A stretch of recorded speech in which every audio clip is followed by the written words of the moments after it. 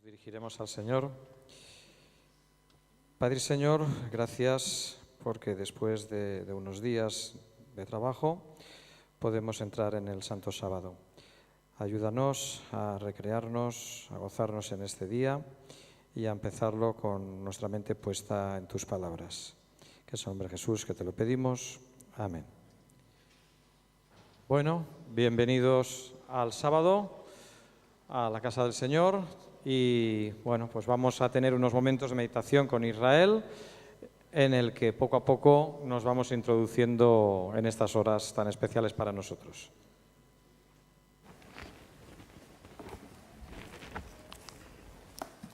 Feliz sábado. Estoy muy feliz de veros.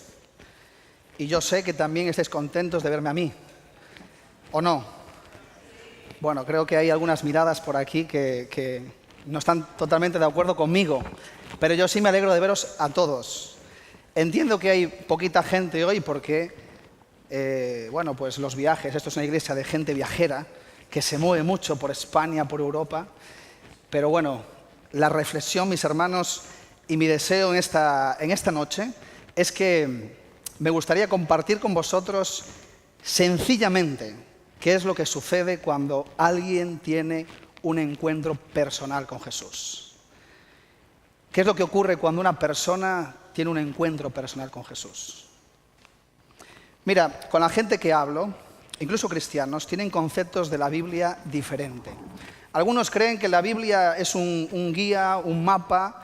Para otros la Biblia simplemente es un manual de instrucciones que te orienta, que te lleva. Bueno, la guía y el mapa aún se usa, pero los manuales de instrucciones, ¿quién los lee, verdad? Cuando alguien compra un iPhone o compra cualquier aparato de música, ¿quién lee un manual de instrucciones?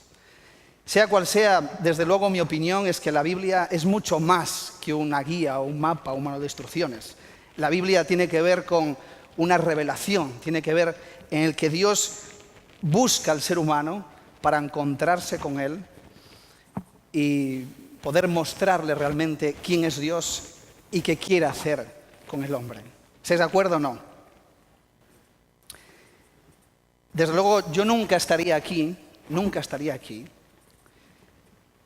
si no llega a ser porque Jesús tomó la iniciativa de venir a buscarme y tener un encuentro personal conmigo. La verdad es que me gustaría iniciar el tema contándoos una pequeña historia. Y decimos que la Biblia no es un libro de historia, es un libro de encuentros, entonces. Un libro de encuentros. La historia se encuentra en Marcos capítulo 5, versículo 25. Pero antes quiero poneros en el contexto de qué es lo que ocurre en esta historia. Mira, Jesús era un hombre muy especial, muy especial. Jesús no solamente hablaba bien, era un buen comunicador. De aspecto físico, bueno, la Biblia nos dice que no había mucha belleza en él, no era un tipo atractivo, de ojos azules, rubio, ¿no? Era una persona más o menos normal, de una estatura normal. Pero era un tipo atractivo porque lo que decía y lo que vivía causaba reacciones en las personas que desde luego despertaba su curiosidad, vamos a decirlo así, despertaba su curiosidad. La Biblia nos dice que en los tiempos que Jesús vivía, las personas, el sistema, la sociedad estaba hastiado, estaba cansado, frustrado de un sistema político, económico, religioso que realmente no les aportaba nada.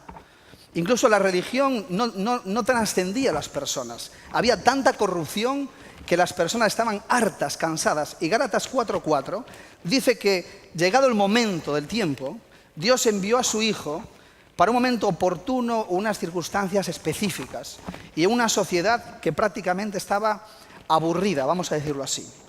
No sé si podríamos decir que es parecido a lo que nosotros vivimos hoy. Un sistema político que a la gente no le agrada, un sistema económico que trae mucha injusticia social, un sistema religioso que realmente la gente pues no acaba de encontrarse contento con el sistema religioso. Y vamos a decir que era algo parecido. El caso está que Jesús, cuando Él habla, cuando Él tiene una actitud frente a la gente, la Biblia nos dice que las multitudes ¿Qué es lo que hacían? Le seguían, ¿sí o no? ¿Estáis conmigo o no estáis conmigo? Las multitudes le seguían. Y las reacciones y las maneras de acercarse a Jesús y su manera de seguirlo, ahí sí que cambiaban. La Biblia nos dice que había personas que seguían a Jesús simplemente porque necesitaban satisfacer sus propias necesidades. En Juan capítulo 6 aparece ese texto, en el cual Jesús tiene que llamar la atención por esa actitud. En otras partes de la Biblia nos dice que había personas que sencillamente querían escucharlo hablar. ¿Qué es lo que contaba? ¿Qué es lo que decía? Era un nuevo filósofo, un nuevo poeta, un nuevo profeta. Algo había en él. Otras partes de la Biblia nos dice que Jesús simplemente despertaba curiosidades en cuanto a los milagros, ¿no? Imaginaos a Jesús haciendo milagros. ¿Cuánta gente habría en esta iglesia si yo tuviera la capacidad de sanar a enfermos, levantar a personas de las sillas de las ruedas, resucitar incluso a algún muerto? ¿Cómo estaría esta iglesia? La primera banca llena de gente. Todo el mundo querría que yo lo tocara. Las madres, los padres, los jóvenes querían que hiciera alguna cosa con ellos. La gente se acercaba a Jesús por esas circunstancias. También había gente que quería matar a Jesús y iba a Jesús porque querían entramparlo y querían denunciar y matarlo. Pero también la Biblia nos dice que había personas que querían encontrarse con Jesús sencillamente por una cuestión. Y es que lo necesitaban en su vida. Lo necesitaban. Mirad este pequeño relato que se encuentra en Marcos capítulo 5. Lo conocéis todos. Versículo 25. Dice el texto, podéis encontrar conmigo y leer, si no aquí. Dice que entre esa multitud, entre ese contexto, las multitudes seguían a Jesús. Y entre esa multitud aparece aquí una mujer que desde hace ¿cuántos años? ¿Cuántos? 12. 12 es muchos años, 12. Y durante 12 años esta mujer estaba enferma. Dice que perdía mucha sangre y había sufrido muchísimo a manos de los médicos. Y había gastado todo el dinero, toda la pasta que tenía, todo lo que ganaba, lo gastaba en tratar su enfermedad. Pero ¿el resultado cuál era? El resultado era que las cosas iban de mal en peor. Sin embargo,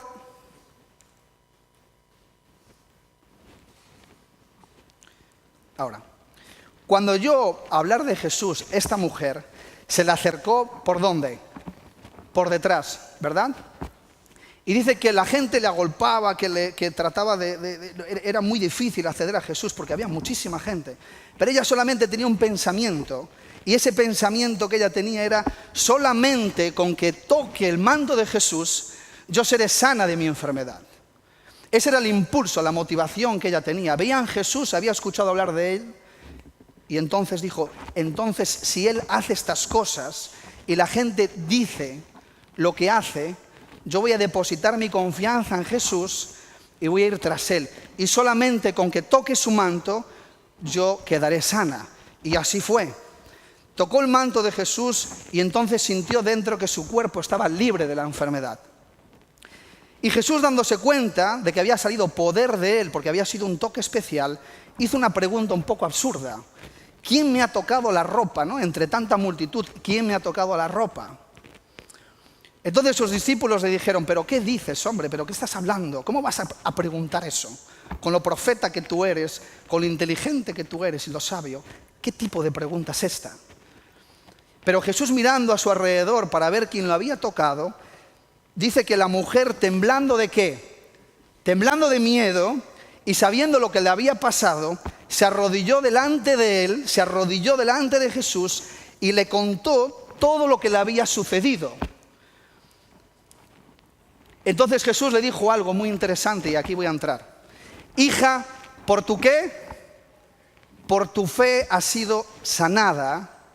Vete ahora libre de tu enfermedad. Hago una pregunta a la iglesia. ¿Es una historia bonita o no es una historia bonita? Jóvenes, ¿es una historia chula o no es una historia chula? Es una historia preciosa. Una historia chulísima. Una persona que sufre, que no sabe qué hacer con su vida y de repente tiene un encuentro personal con Jesús en medio de una multitud, en medio de tantas dificultades, de problemas para acercarse a Él, en medio de un sistema caído, y Jesús le dice en medio de tanta oscuridad: hija, por tu fe has sido sanada. Ahora vete libre de tu enfermedad. Ahora, yo os decía que la Biblia no es un libro de historia, ¿os acordáis? La Biblia no es un libro de historias. La Biblia es un libro de encuentros. Es un libro de encuentros. Y entonces me gustaría que nosotros nos encontráramos hoy con Jesús. Y me gustaría contar esta historia de otra manera, de algunas maneras, que yo creo que pueden ser, que nos pueden acercar más al texto. Mira, por ejemplo, había un matrimonio que durante 12 años tenían problemas entre ellos. El hombre no entendía a su mujer no entendía al hombre, no entendía a su marido. Peleas, discusiones, problemas económicos, problemas de relaciones. Durante 12 años estaban constantemente así. No había solución. Durante 12 años estaban yendo a psicólogos, a médicos, a consejeros, a especialistas.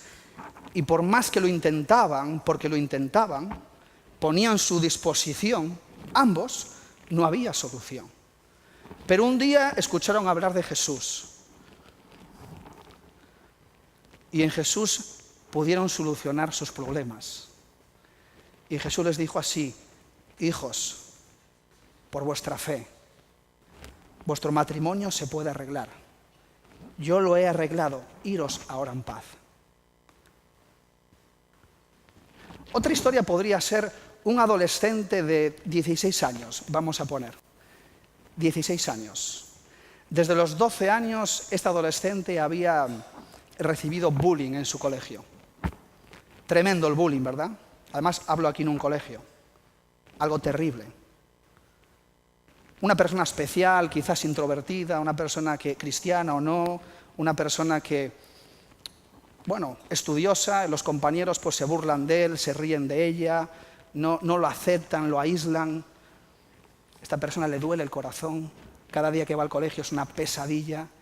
Sus padres no están en casa porque el sistema tienen que trabajar para llegar a final de mes. Esta joven pues se siente sola, se siente triste, angustiada. No quiere preocupar a sus padres porque bastante tienen sus padres con los problemas que tienen que afrontar.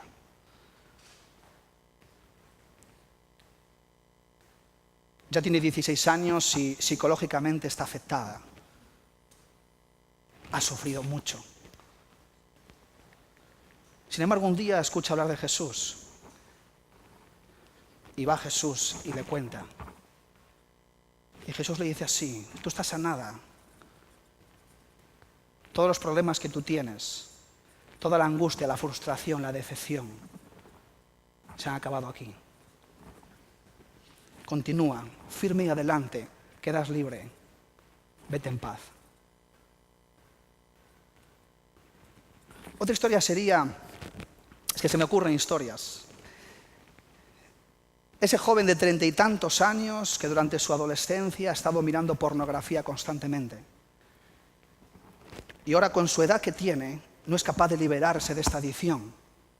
¿Cuánta gente hay adicta a muchísimas cosas y se sienten atrapados, encadenados y no son capaces de liberarse? Yo escuchaba el testimonio no hace mucho tiempo de un actor de pornografía, dejarme que hable así, estoy hablando para jóvenes también.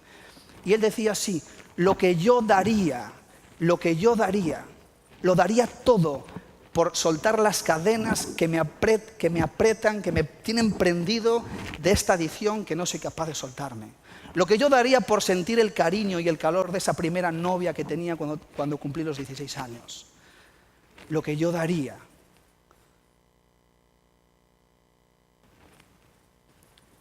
Un día escuchó hablar de Jesús. ¿Verdad? Este hombre que estamos poniendo como ejemplo. Y Jesús lo liberó. Otro ejemplo podía ser sencillamente esa persona que llega a casa, enciende su coche y el coche le funciona. Coche muy guay, ¿eh? Le da el mando del garaje, el garaje se abre y el garaje funciona. Y mete el coche en el garaje, llega a casa, pone la alarma, la saca y la alarma funciona. Funciona todo.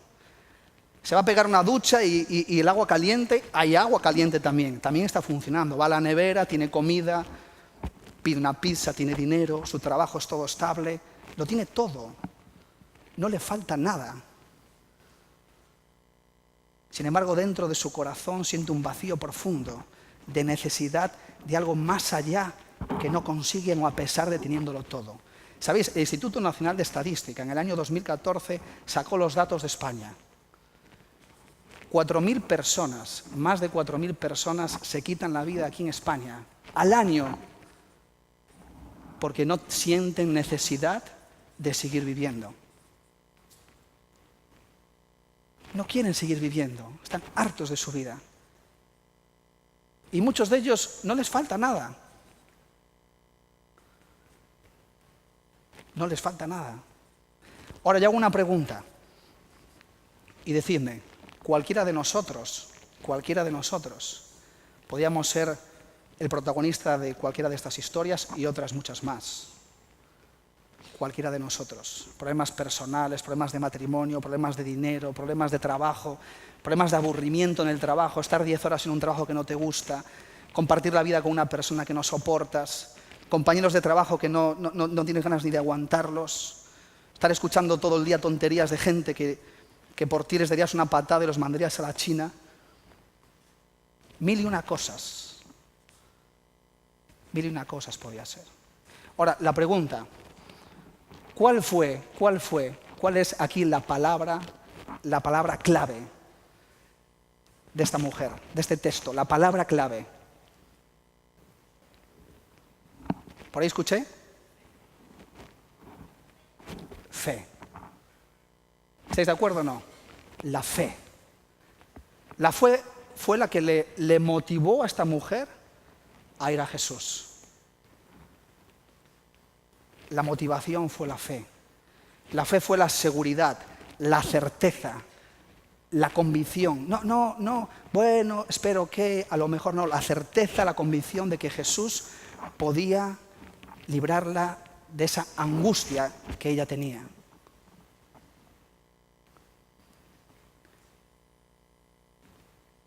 La fe fue lo que esta mujer dice que le llevó a ir a Jesús y recibir la paz y la libertad de su enfermedad. Es una historia preciosa. Es una historia que desde luego a nosotros como cristianos nos puede ayudar muchísimo. La fe. Ahora hago otra pregunta. Yo hago muchas preguntas, ¿eh? En este encuentro, Jesús le dijo y le reconoció esta fe.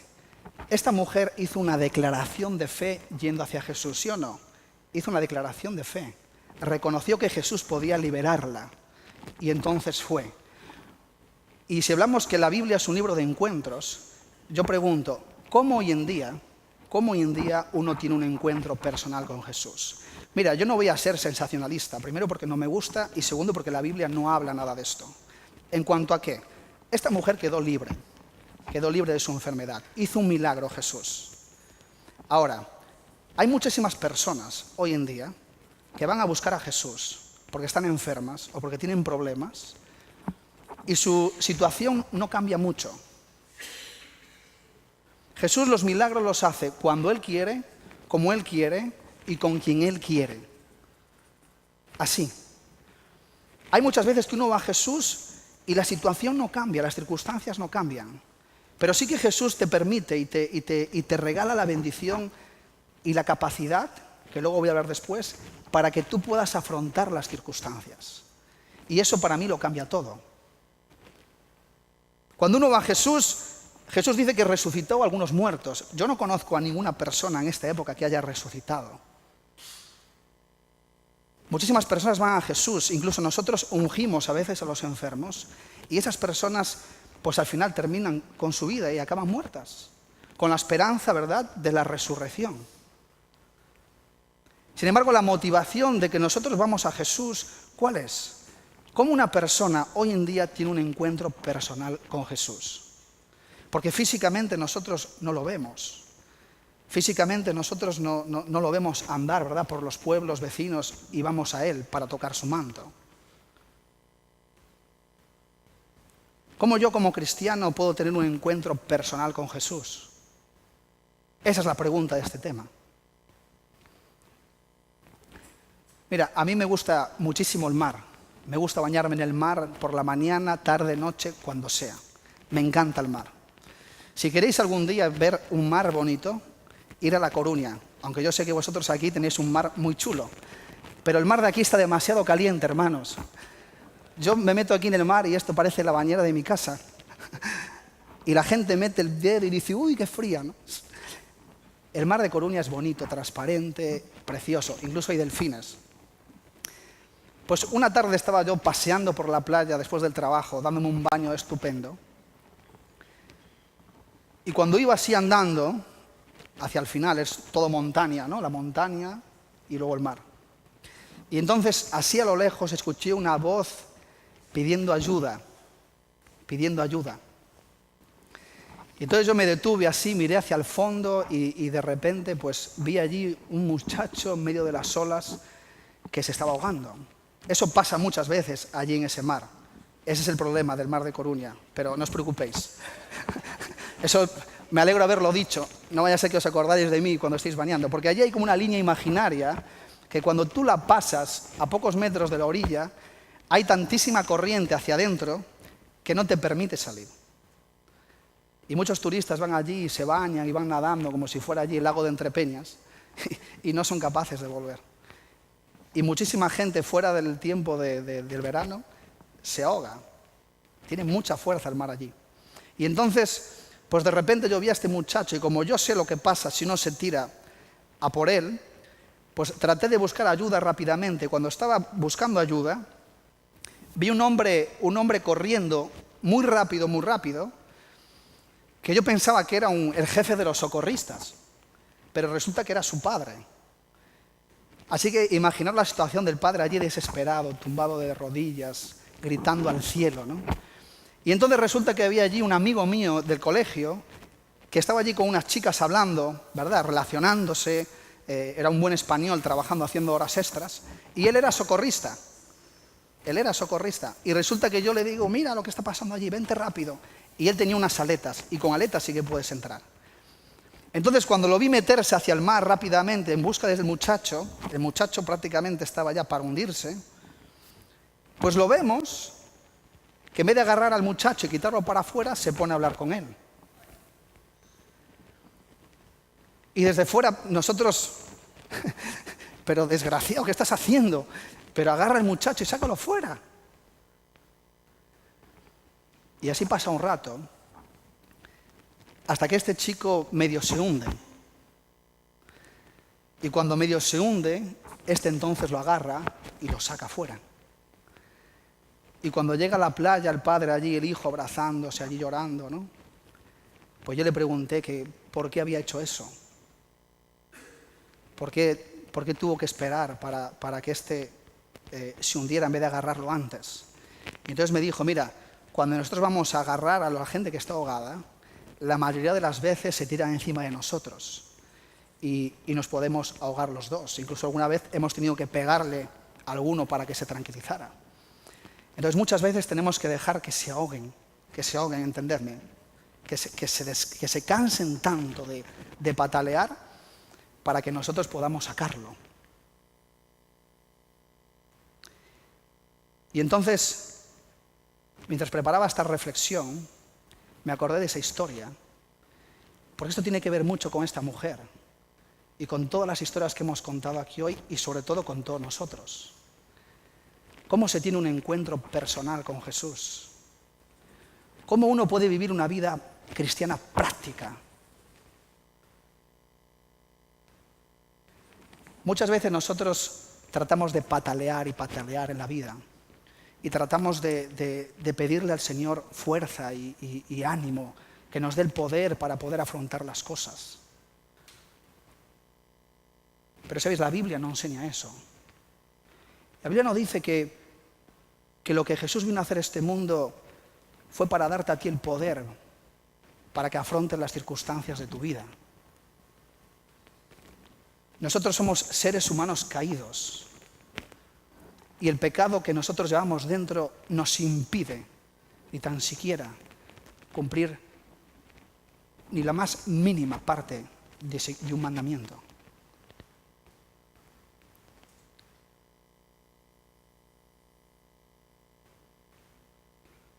Como seres caídos somos incapaces de producir en nosotros cosas buenas para ponerle delante de Dios. Yo llevo 16 años como miembro de iglesia. He crecido en la iglesia, pero a los 20 años tomé una decisión de entregar mi vida al Señor. Y durante todos estos años puedo deciros que muchas veces he caído de rodillas al lado de la cama llorando, pidiéndole a Dios ayuda para poder afrontar circunstancias en mi vida personales. Para que luego al día siguiente viera cómo se desvanecía toda esa ilusión. Jesús no quiere darnos ayuda. Jesús quiere vivir en nosotros para que todo lo que surja de adentro no sea provocado por el hombre, sino por el poder del Espíritu Santo. Me gustaría escucharos decir amén, pero no pasa nada porque estamos en España. Esta mujer no fue a Jesús para pedirle ayuda. Esta mujer fue a Jesús por fe, porque en su desesperación ya no podía más. Se rindió completamente.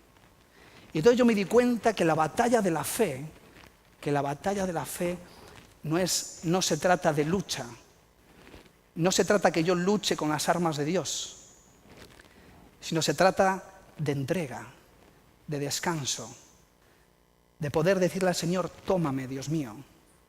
No tengo nada para presentarte delante de ti. Lo único que deseo, que anhelo hoy es que tú entres en mi corazón. Y fijaos, voy a leeros un versículo y ya con esto termino. Se encuentra en Primera de Juan, capítulo 4, versículo 15. No os olvidéis de este texto porque es el texto. Es un texto muy importante para mí porque desde luego cuando yo lo puse en práctica, mi vida empezó a cambiar. Intenté muchas veces cambiar, pero nunca fue posible. Hasta que empecé a tomarme en serio este texto. Dice así, Primera de Juan, capítulo 4, versículo 15. Todo aquel que declara que Jesús es el Hijo de Dios, Dios entra en él y permanece, y él en Dios.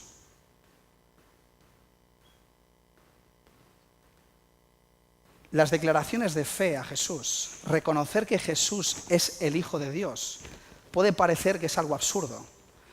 Pero cuando esta mujer fue a Jesús y declaró su fe tocando su manto, fue lo que provocó el milagro.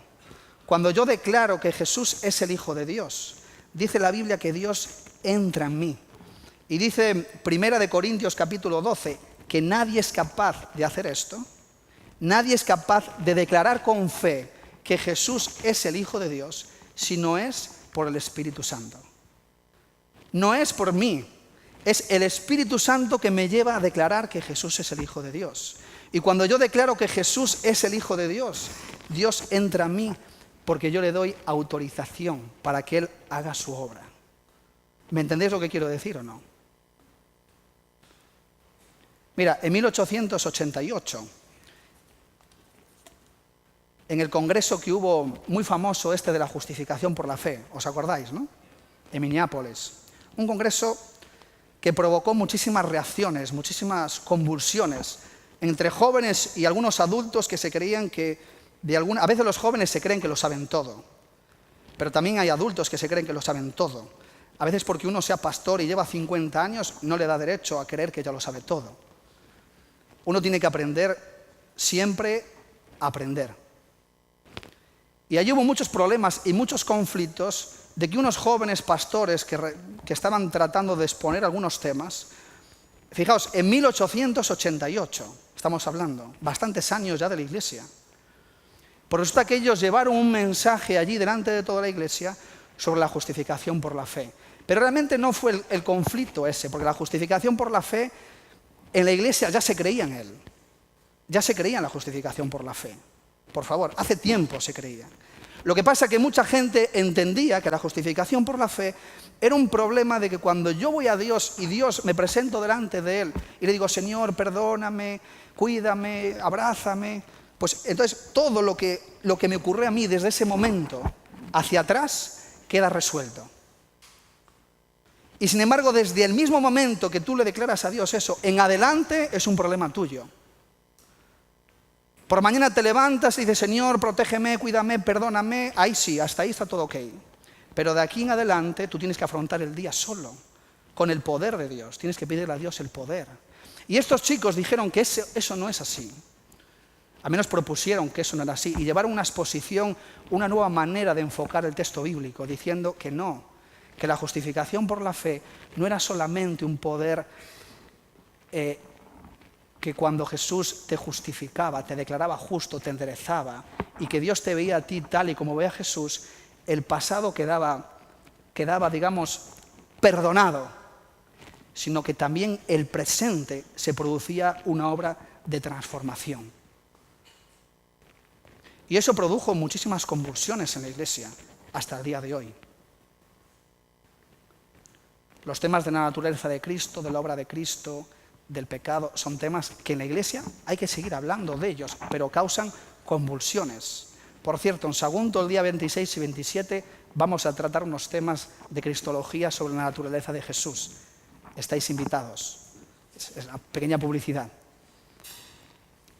Cuando Cristo viene a este mundo, no viene solamente para arreglar nuestro pasado, hermanos. Viene a este mundo también para transformar nuestra vida. Porque su deseo y anhelo es que Él pueda vivir en nosotros, para que nosotros podamos afrontar todo el problema del pecado, todas aquellas cosas que nos sujetan, todos los conflictos, reacciones, problemas que tenemos que vivir cada día.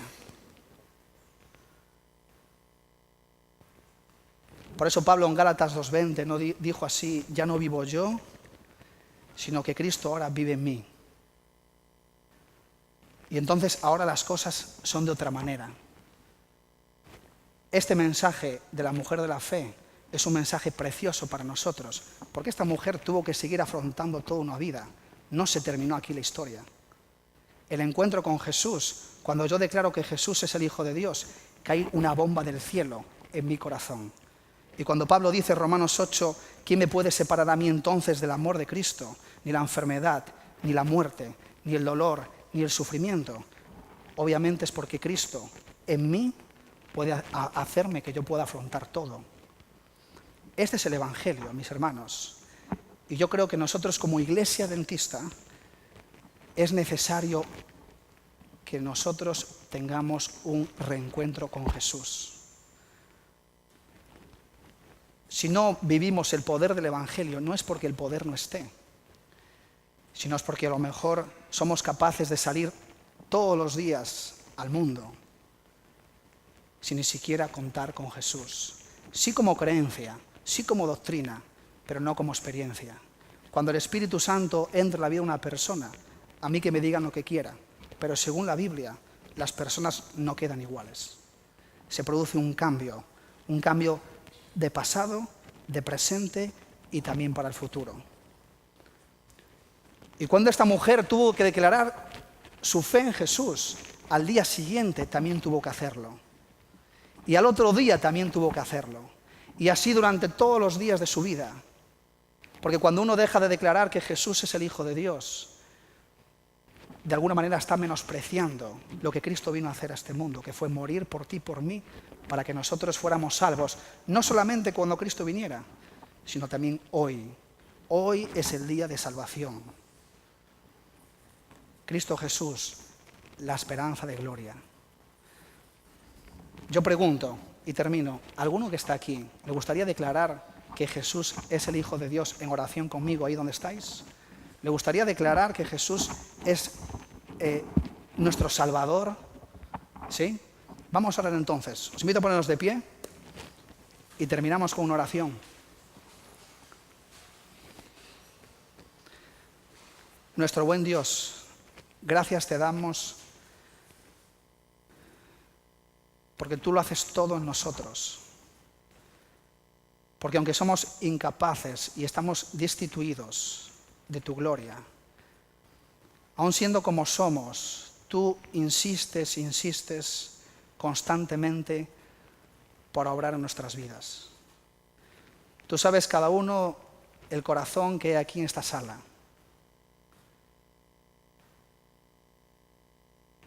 Que tu Espíritu Santo, Señor, pueda movernos para reconsiderar nuestra relación contigo.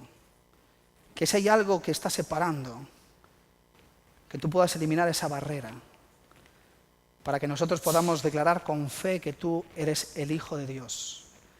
Y así te autorizamos a que el Espíritu Santo entre en nuestra vida y nos tome completamente. Te lo agradecemos todo esto y te lo pedimos en el nombre de Jesús. Amén. Que Dios os bendiga.